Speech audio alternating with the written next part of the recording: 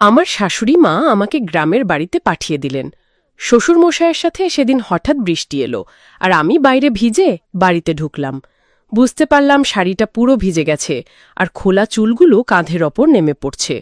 বৃষ্টির জল মুখ দিয়ে গুড়িয়ে পড়ছিল, আর ঠান্ডা বাতাসে এক শীতল অনুভূতি হচ্ছিল। বৃষ্টিতে ভেজার অভিজ্ঞতাটা যেন একেবারেই অন্যরকম ছিল। ঘরের মধ্যে মোমবাতির মৃদু আলো আর বাইরের বৃষ্টির ঝিরঝির আওয়াজ পুরো পরিবেশটাকে অসাধারণ করে তুলেছিল।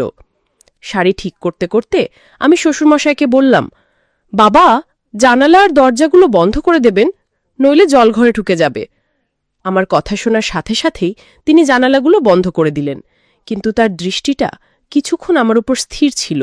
তিনি কিছুক্ষণ আমাকে দেখলেন, সম্ভবত দেখছিলেন আমি পুরোপুরি ভিজে গেছি কিনা। আমি তার এই দেখাটা অনুভব করলাম, কিন্তু কিছু না দেখার ভান করে বললাম, বাবা, মোমবাতিটা নিয়ে ওপরের ঘরে চলুন, যেন আমি কাপড় বদলাতে পারি আর একটু আরামে বসতে পারি। শ্বশুরমাসে কিছুক্ষণ পরে তার দৃষ্টি সরিয়ে নিয়ে বললেন, ঠিক আছে বৌমা, চলো উপরে ঘাড়ে যাই। আমরা দুজন উপরে ঘাড়ে গেলাম। তারপর আমি বাথরুমে গিয়ে বাবাকে ডেকে বললাম, বাবা, এখানে এতগুলো কল কেন খোলা রাখছেন? আপনি এখানে দেখুন এবং জল বন্ধ করুন দাবুজি। বাথরুমে এসে নলগুলো বন্ধ করতে লাগলেন। ঠিক তখনই আমার পা হঠাৎ ফসকে গেলেন, আর বাবুজি আমাকে তখনই ধরে ফেললেন। আমার মনে তখন বেশ অস্বস্তি হচ্ছিল, কিন্তু আমরা দ্রুত পরিস্থিতি সামলে নিলাম। শ্বশুরমশাই আমাকে বাথরুমে। বন্ধুরা, আজকের গল্পটি আরও স্পেশাল, কেউ মিস করো না। আর দয়া করে গল্পগুলো ভালো লাগলে ভিডিওটি লাইক, শেয়ার এবং চ্যানেলটি সাবস্ক্রাইব করো প্লিজ। যাই হোক, এমন সময় আমার শাশুড়িমার ফোন এলো। আমি আগে থেকে বুঝতে পারছিলাম যে কিছু একটা গুরুত্বপূর্ণ কথা হবে, কারণ তিনি সাধারণত তেমন কোনো কারণ ছাড়া এত তাড়াতাড়ি আমাকে ফোন করেন না। আমি তখন অফিসে ছিলাম। আমি ফোনটা তুলে নিলাম এবং তার কণ্ঠে হালকা উত্তেজনা লক্ষ্য করলাম। তিনি সরাসরি বললেন, বোমা, তোমাকে তোমার বাবুজির সাথে গ্রামে যেতে হবে, অনেক গুরুত্বপূর্ণ কাজ আছে। আমার শাশুড়িমার কথা শুনে আমি একটু অবাক হয়ে গেলাম। আমার মাথায় তখনই ভাবনা এলো, কেন তিনি নিজে যাচ্ছেন না, আর কেন আমাকে যেতে হবে? আমি স্বার্থভাবে বললাম, শাশুড়িমা, আপনি এবং আপনার ছেলে কি একসাথে যেতে পারতেন না? আমার অফিসের কাজ রয়েছে। শাশুড়িমা একটু গম্ভীর হয়ে বললেন, বৌমা, তুমি তো জানো আমি যখনই বাইরে যাই আমার শরীরটা ভালো থাকে না, আর তোমার স্বামী সবসময় নিজের কাজে ব্যস্ত থাকে বা তার বন্ধুদের সাথে মিলে মদ খেয়ে সময় কাটাচ্ছে। ওকে বোঝানোর চেষ্টা করেও কোনো লাভ হয় না, তাই আমি তোমার ওপরে ভরসা করি বৌমা। তার কথার সত্যতা ছিল। আমার স্বামী সত্যিই তার বন্ধুদের সাথে সময় কাটাতে বেশি পছন্দ করতেন, আর বাড়ির কাজের ব্যাপারে তার কোনো আগ্রহ ছিল না। পরিস্থিতি বুঝে আমি শাশুড়িমাকে বললাম, ঠিক আছে শাশুড়িমা, আপনি যেমন চান। শাশুড়িমা তখন শান্তভাবে বললেন, বৌমা, তোমাকে প্রপার্টির কাজ দেখার জন্য যেতে হবে, এটা খুবই জরুরি, আর তুমি ঠিকভাবে সামলে নিতে পারবে। বাবুজির সাথে সোমবার থেকে বুধবার পর্যন্ত সেখানে থাকলেই চলবে। বৃহস্পতিবার কাজ শেষ করে তুমি শুক্রবার বা শনিবার বাড়ি ফিরে আসতে পারবে। আমি তাকে আশ্বস্ত করে বললাম, ঠিক আছে শাশুড়িমা, আপনি চিন্তা করবেন না, আমি বাবুজির সাথে চলে যাব। আমি দ্রুত সিদ্ধান্ত নিলাম এবং ভাবতে লাগলাম যে গ্রামের বাড়িতে যাওয়া আমার জন্য একটি নতুন অভিজ্ঞতা হতে পারে।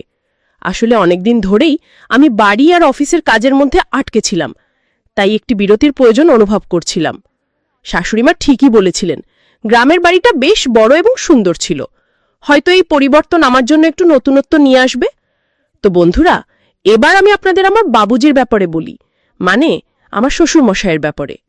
আমার শ্বশুরমশাইয়ের বয়স প্রায় ৭০ বছর হবে, কিন্তু এই বয়সেও তিনি বেশ শক্ত সমর্থক এবং পরিশ্রমী। আমাদের ব্যবসা শুরু থেকেই ভালোই চলেছে, তাই আমাদের পরিবারে কোনো কিছুর অভাব নেই। আমাদের বাড়িতে গাড়ি, চাকর বাকর এবং বড় একতলায় গ্রামের বাড়ির ছবি আছে। আমার একটি মেয়ে আছে, তবে সে টেস্ট টিউব পদ্ধতির মাধ্যমে জন্মেছে। হ্যাঁ, আমার মেয়ে আমার স্বামীর মাধ্যমে জন্মায়নি, কারণ আমার স্বামীর সেই সক্ষমতা নেই। এই সত্যটি কেবল আমি এবং আমার শ্বশুরমশাই জানেন। বাড়ির অন্য কেউ, এমনকি আমার শাশুড়ি মাও এ ব্যাপারে কিছু জানেন না। যখন শাশুড়ি মা আমাকে গ্রামের বাড়িতে যেতে বলেছিলেন, আমি ভেতর থেকে একটু খুশি হয়েছিলাম। সেদিন রাতেই আমি পরের দিন গ্রামের বাড়িতে যাওয়ার প্রস্তুতি নিতে শুরু করলাম। এরপর আমি আমার শ্বশুরমশাইয়ের ঘরে গেলাম। আমাদের বাড়িতে সব সময় একটি নিয়ম ছিল যে মহিলারা বাড়ির ভেতর মাথায় শাড়ির আঁচল রাখবে। আমাদের বাড়ির নিয়ম ছিল যে কোনো পুরুষের সামনে মাথার আঁচল ছাড়া থাকা ঠিক নয়। হ্যাঁ, আমি নিজেকে এক সংস্কারী বৌমা হিসেবে গর্ব করি। আমি তখন আমার শ্বশুরমশাইয়ের ঘরে প্রবেশ করলাম, কিন্তু দেখলাম তিনি তখন বই পড়ছেন। আমি বললাম, বাবুজি, বইটা বেশিক্ষণ পড়বেন না, কাল আমাদের খুব সকালে গ্রামের বাড়ি রওনা দিতে হবে। আপনি তো নিজেই আমাকে এটা বলেছিলেন। আমি শ্বশুরমশাইয়ের ব্যাগেও কিছু প্রয়োজনীয় জিনিস রেখেছিলাম, তবে তখন লক্ষ্য করলাম তার মনোযোগ অন্য কোথাও ছিল।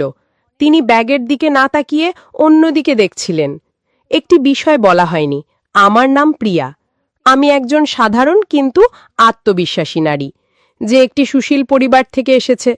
আমার বয়স ৩০ বছর, উচ্চতা ৫ ফুট ২ ইঞ্চি এবং আমি একটু স্বাস্থ্যবান। আমার গায়ের রং ফর্সা। আমি যখন শাড়ি পরি সেটা অনেকটা মডেল বিপাশা বসুর মতো স্টাইলে পরি, আর প্রায় লোকের দৃষ্টি আমার দিকে আটকে যায়। আমি এসব বলছি যাতে আপনি আমার কল্পনা করতে পারেন এবং আমার গল্প পড়ার সময় আমার চেহারা আপনার মনে স্পষ্টভাবে ফুটে ওঠে। আমি একজন সাধারণ মেয়ে, যে পরিবার ও সমাজের নিয়মের মধ্যে জীবনযাপন করছি, কিন্তু এবার গল্পে কিছু একটা আলাদা ঘটেছে। এমন কিছু যা আমার জীবনে এক নতুন মোড় নিয়ে এসেছে, যা আমি কখনো স্বপ্নেও ভাবতে পারি না। আমরা দুপুরের পর একটু দেরিতে রওনা হলাম। আমরা গাড়িতে যাচ্ছিলাম আর আমার শ্বশুর মশাই গাড়ি চালাচ্ছিলেন। ট্রাফিকের কারণে আমরা সন্ধ্যা ৭টার দিকে গ্রামে পৌঁছালাম। সেখানে আমাদের একটি ছোট্ট সুন্দর বাড়ি আছে, যা একটি ছোট্ট পাহাড়ের উপরে অবস্থিত। যদিও পাহাড়ে অবস্থিত, গাড়ি সহজেই সেখানে যেতে পারে। বাড়িটি একতলা, চারপাশে সুন্দর পাহাড় আর ঠান্ডা বাতাস বইছিল। আমাদের কিছু আত্মীয় সেখানে ছিল, তাই তারা আমাদের রাতের খাবারের জন্য আমন্ত্রণ জানিয়েছিল। সেখানে আমাদের বাড়ির দেখাশোনা করার জন্য সুনীল নামের একজন কর্মচারীও ছিল, কিন্তু তার বাড়ির কোনো একজনের শরীর খারাপ হওয়ায় সে পরদিন সকালে বাড়ি ফিরতে চাইছিল, আর শ্বশুরমশাই তাকে গ্রামের বাড়িতে যাওয়ার অনুমতি দিয়েছিলেন। বাইরে তখন বৃষ্টি হচ্ছিল, আর আমরা আত্মীয়ের বাড়িতে রাতের খাবার খেতে গেলাম। আমরা খাওয়া দাওয়ার সব আয়োজন সেখানেই করেছিলাম। কিছুক্ষণের মধ্যেই আমার বড় শাশুড়ি মা এলেন এবং আমাদের মধ্যে কিছু পারিবারিক আলোচনা হলো, যা সাধারণত পরিবারে হয়ে থাকে। সেই রাতে বড় শাশুড়ি মা আমাদের বাড়িতেই থেকেছিলেন। আমার শ্বশুরমশাই এবং বড় শাশুড়ি মার স্বামী একসাথে বসে তাদের বাড়িতে মদ্যপান করছিলেন, এবং এভাবেই আমাদের রাত কেটে গেল। সোমবার এভাবেই শেষ হলো। পরের দিন মঙ্গলবার শ্বশুরমশাই তার কাজে বেরিয়ে গেলেন, আর আমি বড় শাশুড়ি মায়ের সাথে ছিলাম। সেই রাতে আমরা বড় শাশুড়ি মায়ের বাড়িতে রাতের খাবার খেলাম, এবং আমার শ্বশুরমশাই আবার বড় শাশুড়ি মার স্বামীর সাথে বসে মদ্যপান করছিলেন। আমার শ্বশুরমশাইও মদ্যপান করেন, তবে তিনি আমার স্বামীর মতো অতিরিক্ত পান করেন না। কিছুক্ষণ পর শ্বশুরমশাই বললেন, বৌমা, আমি বাংলার দিকে যাচ্ছি। বড় শাশুড়ি মা বললেন, আপনি যান, আমাদের আরও কিছু কথা আছে। কিছু সময় পরে আমি বড় শাশুড়ি মায়ের বাড়ি থেকে বেরিয়ে এলাম। তখন বাইরে প্রবল বৃষ্টি হচ্ছিল, তাই বড় শাশুড়ি মা আমাকে একটি ছাতা দিলেন এবং আমি বাড়ি ফিরে এলাম। বাড়িতে এসে দেখলাম শ্বশুরমশাই আবারও মদ্যপান করতে করতে টিভি দেখছেন। আমি বাড়িতে পৌঁছানোর সময় বৃষ্টি এবং বাতাসের কারণে পুরোপুরি ভিজে গিয়েছিলাম। আমাদের বাড়িটি ছিল বেশ বড় একটি বাংলো, কিন্তু আমি সেটিকে বাড়ি বলতেই বেশি ভালোবাসতাম। নিচে ছিল একটি বড় হল রুম এবং উপরে কয়েকটি ঘর। ছাতাটি ছিল ছোট, আর যখন বৃষ্টিতে ভিজে আমি ঘরে ঢুকলাম, তখন অনুভব করলাম আমার শাড়িটি পুরোপুরি ভিজে গেছে। আমার খোলা চুলগুলি কাঁধের উপর নেমে এসেছিল, আর সেগুলোতে এখনো বৃষ্টির জল ঝরছিল। ঠান্ডা বাতাসের জন্য হালকা শীত লাগছিল। বৃষ্টিতে ভেজার অনুভূতি একেবারেই আলাদা ছিল। ঘরের ভেতরে মোমবাতির হালকা আলো এবং বাইরের প্রবল বৃষ্টির শব্দ পরিবেশটিকে আরও বিশেষ করে তুলেছিল। আমি আমার শাড়ির আঁচল ঠিক করতে করতে শ্বশুরমশাইকে বললাম, বাবুজি, জানালা এবং দরজা বন্ধ করে দিন, না হলে জল ভিতরে চলে আসবে। আমার কথা শুনে তিনি সাথে সাথেই জানালাগুলি বন্ধ করে দিলেন, তবে কিছুক্ষণ ধরে তার দৃষ্টি আমার দিকে স্থির ছিল। তিনি আমার দিকে তাকিয়েছিলেন, যেন দেখার চেষ্টা করছিলেন আমি সম্পূর্ণ ভিজে গিয়েছি কিনা। তার সেই নজর আমার একটু অস্বস্তি লাগলো। আমি সেটাকে উপেক্ষা করে বললাম, বাবুজি, মোমবাতি নিয়ে ওপরের ঘরে চলুন, যাতে আমি কাপড় পরিবর্তন করে একটু বিশ্রাম নিতে পারি। কিছুক্ষণ পরে শ্বশুরমশাই তার দৃষ্টি সরিয়ে নিলেন এবং সম্মতি জানিয়ে বললেন, ঠিক আছে বৌমা, চলো ওপরে যাই। আমি এবং শ্বশুরমশাই ওপরের ঘরে চলে গেলাম। এরপর আমি বাথরুমে ঢুকে বললাম, বাবুজি, এখানে এতগুলো পানির ট্যাপ কেন খোলা আছে? আপনি একটু দেখুন এবং এগুলো বন্ধ করে দিন, না হলে এভাবে পানিগুলো অপচয় হচ্ছে। শ্বশুরমশাই বাথরুমে এলেন এবং ট্যাপগুলো বন্ধ করতে শুরু করলেন। কিন্তু হঠাৎ করেই শাওয়ার চালু হয়ে গেল, আর আমি আবারও ভিজে গেলাম। আমি তখন নীল শাড়ি পরেছিলাম, আর মাথায় আঁচলটাও ছিল। দেখলাম শ্বশুরমশাই নির্ভয়ে আমার দিকে তাকিয়ে আছেন, যেন ভয়ে আছেন আমি কিছু বলি কিনা। বৃষ্টির জন্য আমার শাড়িটি পুরোপুরি ভিজে গিয়েছিল, আর তিনি আমার দিকে এক দৃষ্টিতে তাকিয়েছিলেন। একদিন এরকমই হয়েছিল। আমার শ্বশুরমশাই প্রায় বন্ধুদের সাথে বাইরে ঘুরতে যেতেন, তার সিগারেট খাওয়ার অভ্যেসও ছিল। একদিন সকালে আমি দোকানে গিয়েছিলাম, তখনও বৃষ্টি হচ্ছিল। আমি যথারীতি মাথায় শাড়ির আঁচল নিয়ে বেরিয়েছিলাম। আমি খুবই পরম্পরাগত মানসিকতার। বুক ছাতা নিয়ে দেখলাম শ্বশুরমশাই রাস্তার পাশে দাঁড়িয়ে আছেন। আমি ছাতাটি তার দিকে বাড়িয়ে দিলাম, কিন্তু দেখলাম তিনি আমার দিকে এক দৃষ্টিতে তাকিয়ে আছেন। তার চোখ যেন আমার দিক থেকে সরতেই চাইছিল না। মনে হচ্ছিল আমাকে তিনি কিছু বলতে চান। বাড়ি ফিরে এসে আয়নায় তাকিয়ে দেখি শাড়ির সামনের অংশ কিছুটা ভিজে গিয়েছে, যা আমার চেহারায় আলাদা সৌন্দর্য এনে দিয়েছে।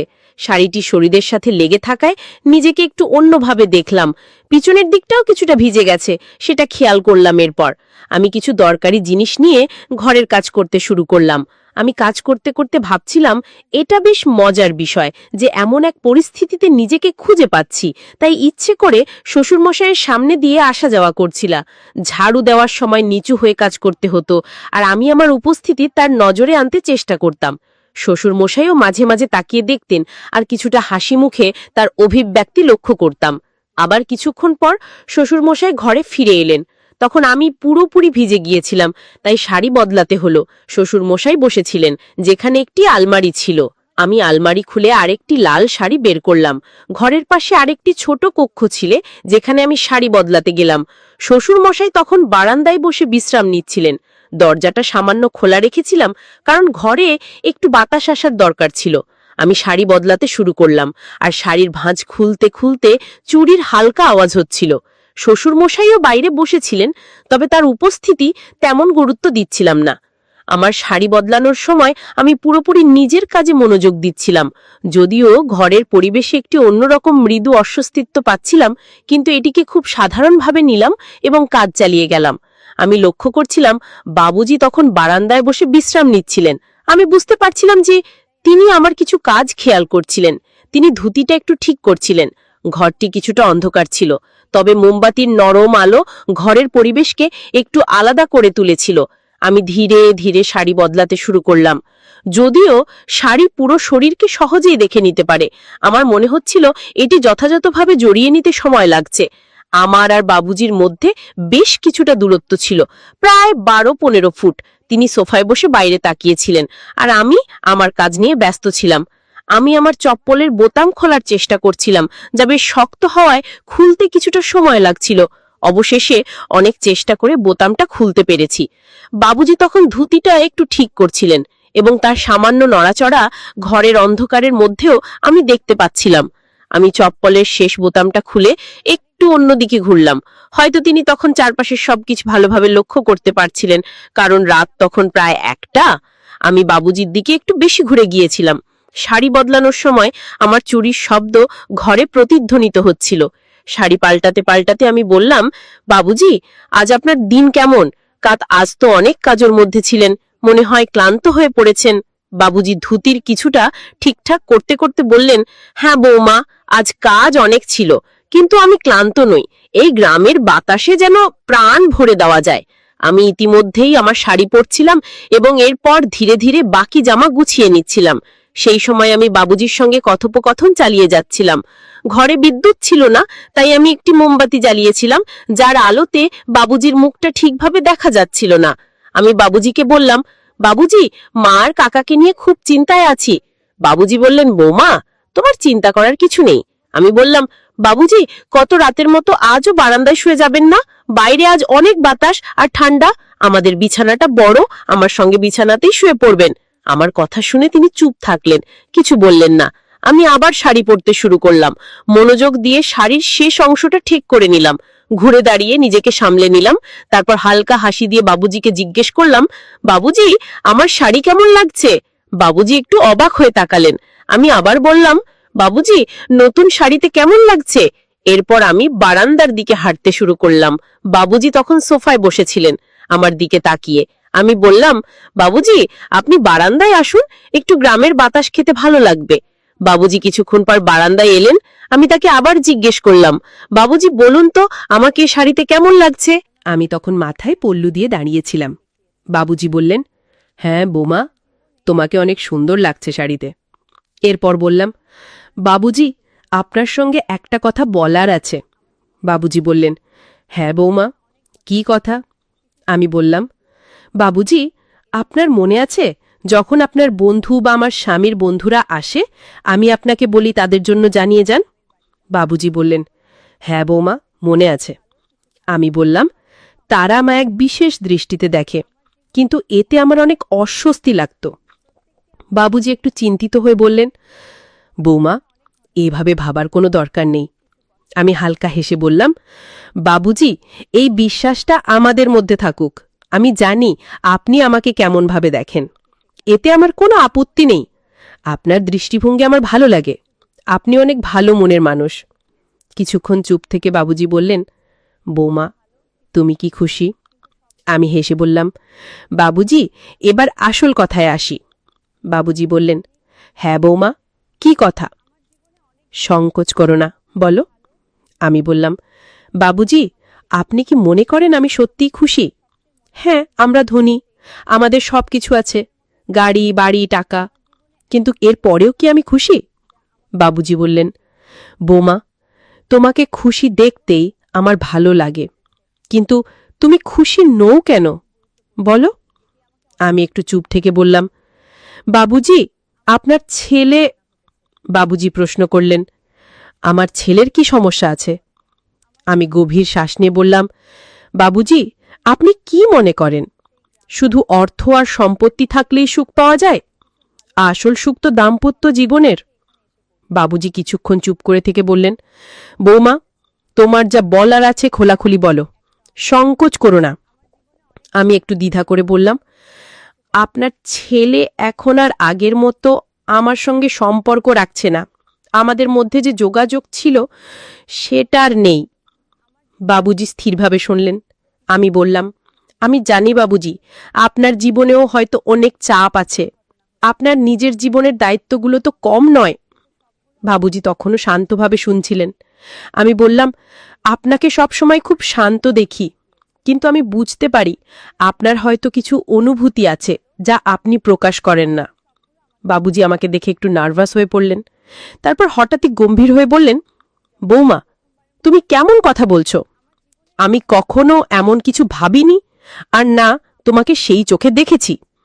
তুমি তো আমাদের পরিবারের মান সম্মান, আর আমি সবসময় তোমার প্রতি সম্মান এবং শ্রদ্ধার দৃষ্টিতেই তাকিয়েছি। আমি একটু ঘাবড়ে গেলাম, কিন্তু আমার কথা চালিয়ে গেলাম। বাবুজি, আমি এসব কথা বলছি কারণ মাঝে মাঝে মনে হয় আমরা আমাদের সম্পর্কগুলো নিয়ে খোলাখুলি কথা বলতে পারি না। আপনি আমাকে খুব সম্মান করেন, কিন্তু আমি কয়েকবার আপনার চোখে কিছু আলাদা দেখেছি। বাবুজি কিছুটা অস্বস্তিতে পড়ে গেলেন, কিন্তু আবারও গম্ভীরভাবে উত্তর দিলেন, তোমার ধারণা ভুল বৌমা। পরিবারের সম্পর্কগুলো খুব পবিত্র এবং আমাদের সবসময় সেগুলোর সম্মান করা উচিত। তোমার এমন কিছু ভাবার প্রয়োজন নেই। যদি তোমার কখনো এমন অনুভূতি হয়ে থাকে, আমি তার জন্য ক্ষমা চাই, কিন্তু আমার উদ্দেশ্য কখনোই এমন ছিল না। আমি বাবুজির কথাই সত্যতার ছোঁয়া পেলাম।